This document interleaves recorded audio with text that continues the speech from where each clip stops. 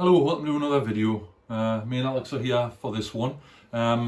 It's a bit of a catch-up, really, Alex, isn't it, with the Vietnam stuff and also what we've been up to. So, been working on that. You've finished the little group of Viet Cong that you've got. Certainly got enough for a game probably now, haven't we?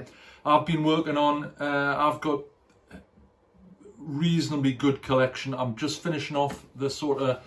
I've done some command elements, so officers and radio operators, things like that. So that's then progressing really well. The game plans to get all this stuff finished by Christmas. So after Christmas, we can start on the Arnhem Heroes stuff. I've got some 28mm SS that'll be usable for the Hohenstaufen and Frundsberg who are at Arnhem. And you've got boatloads of British paras anyway, haven't you? You've got the offensive miniatures ones and all the other bits and bobs. So going forward, the Battleground show, which is at Stockton on the 22nd, is it 22nd November, I think? Yes. Anyway, it's what are we today? Today is the 12th, so it was a fortnight yesterday. We're very close range Falklands game on in 28mm. This is a sort of a project in progress, really. We're using Sangin, which is the playtest version of the second edition of Skirmish Sangin by the guys Colin and Nathan at Dish Dash Games in New Zealand. Regulars will obviously know we've played Skirmish Sangin since it came out, really like it, and this is basically an updated version. They've streamlined it a little bit with a couple of really nice additions. So we'll be playtesting, demonstrating that at the Stockton show. So if you're there, call by. Always good to have a natter and see what it's about. But from the initial little practices we've had, it's looking really good. It is suitable basically for anything World War II post that. It's not just for Afghanistan, although obviously the title would suggest that, and certainly the latest playtest version, rather than saying modern warfare in Afghanistan, it's basically down to modern warfare, certainly usable for World War II as well. As we've already discussed, ultra low level, so you're looking at fire team level, but it's we're quite taken with it. It's certainly good. Yes. So what we'll do now is go down to the bench and have a look at the stuff. Right, this is another 4 Marines, an NCO type, guy with an M79 grenade launcher, couple of riflemen, all up the normal Paul Hicks standard, really nicely sculpted, ammunition on, smoke grenades on. I noticed the M79 guy's got the correct bandolier on for the 40mm rounds.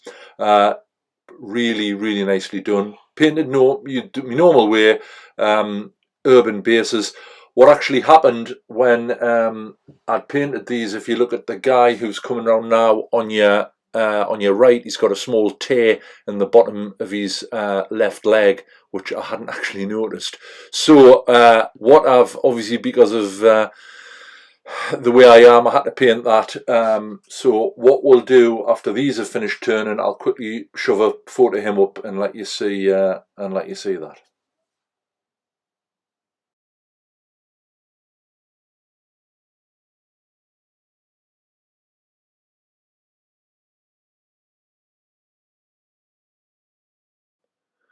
Right, and as we go down, you can see we have touched in the flesh just on the pants tear. The old attention to detail bloody kicking in. It's a problem sometimes. Right, so here we've got some of my figures now. Viet Cong. Painted them a little bit differently.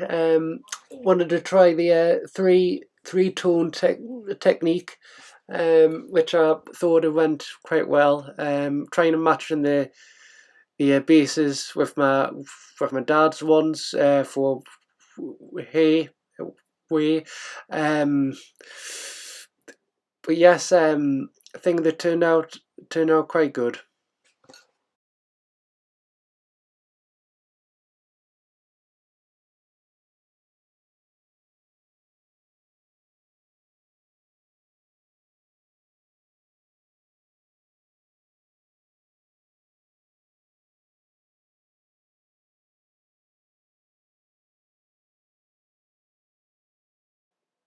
Right, so next three figures. When I was painting them, I was asking my dad what coloured flesh I should use for them, and I think we've got a good flesh basis for the Viet Cong. So it's the flesh. First I put a light brown down, Vallejo colour 929. Then I put an AK deep human skin wash on the skin. The first highlight after that was back with the light brown 929. Then I did the final highlight, which was beige red 814, all Vallejo model colours.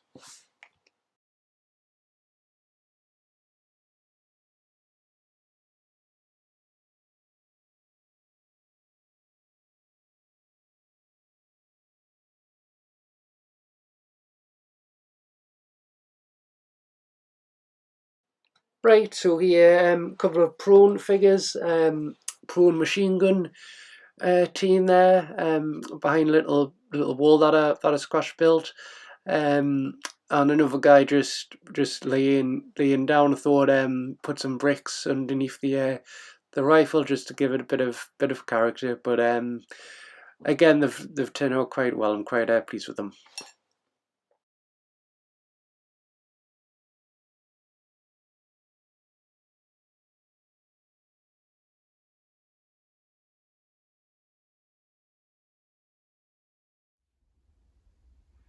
So, what's been happening with the Vietnam thing, as mentioned in the introduction?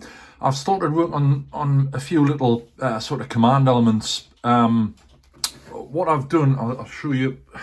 This is going to be one of two guys on one base.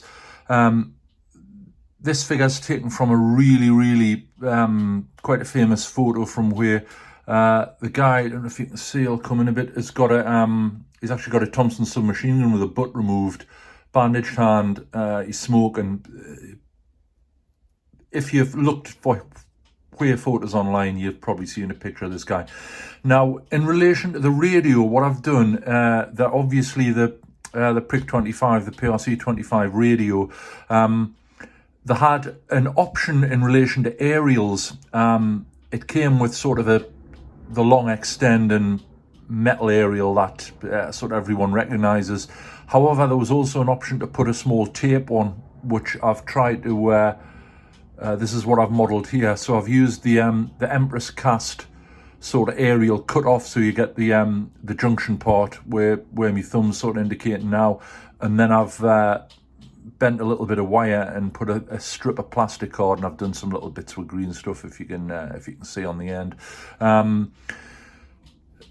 Just to make a little bit of a difference. This was quite common. This tape aerial, it had a much shorter range, but obviously the massive benefit was that it was a lot harder to spot the radio operators. So obviously the Viet Cong and NVA radio operators would be prime targets. So that's why I've done that. So there's this radio operator guy. The guy that goes with him is an officer NCO type holding the handset. So what I'll be doing, quite a nice figure, guy with glasses on, is obviously having both of them on a base, sort of back to back like that, with the wire leading from the handset to the radio. This is the base I've sort of selected to put them on. Again, I've went for what I was saying a little while ago, this sort of irregular shape rather than putting them on round bases. I just think it looks better. So we've got those. That is going to be put up. They'll be on a single base together. I've also done a couple of more radio operators, both with the tape antenna on. This guy's sort of walking with was M16. There's a really nice guy, which I'll show you here, sort of crouching. Interestingly, he's got an M3 grease gun. You tended to find the Marine Corps were sort of later than the Army with getting new kit. So again, from a photograph, it looks really nice. I think he'll paint up quite nicely as well. I have recently received a small order from Empress, which just to sort of finish off the Marines and what have you.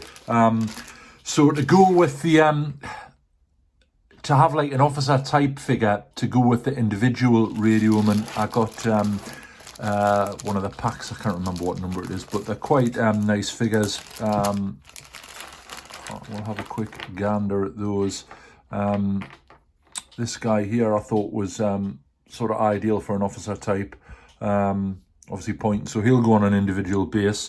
They've also got a character figure in these packs, and this is supposed to be Ron Christmas, who was one of the commanders, quite a famous guy in lots of photos at where during Tet.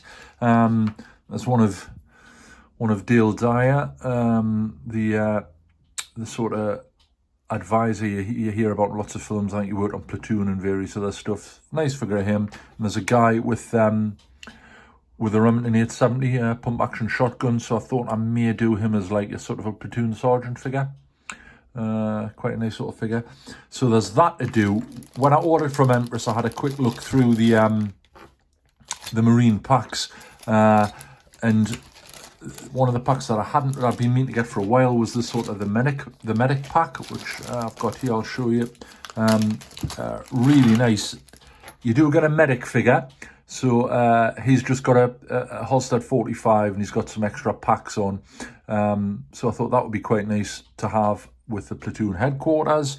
They do a really nice double figure wounded guy being helped by one of his mates. I thought I'd be using these for the rule system we use for like the first aid point to extract casualties too. They'd look quite good designating that. And then there's also this really super pair, which is again from a very famous Tet photo, and it's actually on the back of an M48 tank on the engine deck of a medic holding a drip and the casualty. I'm quite looking forward to painting these. I'm not sure what I'm going to do with them, whether I'm going to put them on a scenic base, or I thought about even putting it on maybe some sort of, I don't know, flat base so you'd go on the back of a tank. Only problem with that is I'd get agitated that you could see the base on the base of the tank, on the back of the tank. So maybe it's not. I think maybe a scenic base would be better. So that was the second pack. The third pack, I think was either last Christmas or the Christmas before, when I started collecting the Empress Vietnam figures. Alex got me a couple of packs of Arvin, just sort of moving packs. I quite fancy doing a single Arvin Airborne squad who were in where. So what I didn't have sort of like an NCO pack, but they do a really cracking pack with an NCO, also radio operator, and a couple other figures, which I shall show you. I'll just hang on to the antenna while I get these guys out. Put them back in there. So NCO type, M16, waving these guys forward. The thing I really like about that, Mr. Hicks has obviously looked at them when he's been sculpting, and they're sort of noticeably small on the American figures, which is great. The stature of them work really well together. Can't really fault his sculpting. They're really nice. So there's an NCO figure. There's a really nice radio operator advancing with M16, Prick 25, smoke grenades on the back. This one, for a change, I might do with the long aerial. Him, and then there's sort of a standard guy with an M16. I think the description says looking mean. And then there's a guy with some M72, some lows, which was really a useful figure. So I've certainly got enough to do a nice of an airborne squad there, just to pop on the table for a little little bit of variety. So that's where we are with the unpainted figures. Right, so this is we had a bit of an issue with the build, and I mounted it on 2mm MDF and put some plasticard pavement on, and basically I stupidly used the wrong sort of glue, which caused the whole thing to warp. So that went in the bin. I've taken the building back off. What I've now done is used craft foam on the MDF, which is obviously completely flat. Basically the lines you can see here, the building's going to go there, this is going to be pavement, and at the back I've got some wall section that I managed to make, again on blue craft foam, really easy to use. I'll show you the one here, you can see where I've sort of pulled it off. So that's going at the back, and this is going to be like sort of an open sort of car park area, having some trees on. So there's been a bit of a delay with that, but we're back on it. The other thing that turned up in relation to Vietnam, I've got a couple of die casts, 3 actually. 143rd, the old Citroen 2CV, so I'm going to be tarting that up. I picked up a Citroen, I think it's a DS19. I'm assuming this is the right period. I've had a look at some photos, and I've certainly seen a couple in Saigon and also in where they used this. Got them off eBay. I think I paid $3.50 each.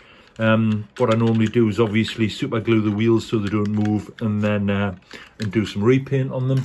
And I also got this again, which is a Matchbox one. Again, really cheap. I'll let you have a look at this. Obviously you're going to have to get repainted, and again it's the Citroen H-Van thing. Hang on, we are.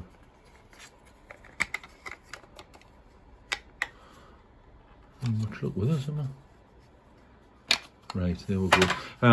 It's obviously got, I think it's a cheese brig. They'll be coming off. I'll be repainting it, and again, I've seen those used in Vietnam. So getting up there, I think maybe it's half a dozen vehicles, and we should be fine. Right, so that's where we both are in relation to the Vietnam stuff and what's happening coming up soon. If you've enjoyed the video, like it, please give it a thumbs up.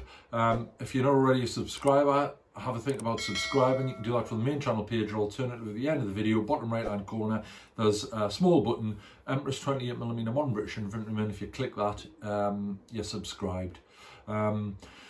So really that's sort of where we are. We're looking forward to, as I say, Stockton's the next thing up. We're looking forward to that, and it'll be nice to see how the system pans out, and people will be able to have a look at it. In line with that, Pete Hawken, who's a mate who does a lot of sort of living history displays, he's got an absolutely superb display on at the show. It's next to us. Based around 2 para snipers in the Falklands. Some excellent gear he's got. So he's apparently going to be right next to us. Leon's already sorted that out, so he'll definitely be worth having a look at as well. Was there anything else to add on? No, that's about it. Well, after those miniatures I've finished painting, I'm busy getting the Rubicon Hui kit oh together. yes, you've been working on that, haven't you? Yeah. It's all built up, so it just needs some paint on, and see where it goes from there. See how it goes from there. But no, it's looking good so far. I'm quite pleased with it. Excellent. Bit of a different thing, aircraft and helicopters compared to tanks, isn't it? You've got it's the slightly different techniques in one of you. Right, so there we are. Yeah. Thanks very much indeed for watching. We'll see you next time. See you next time.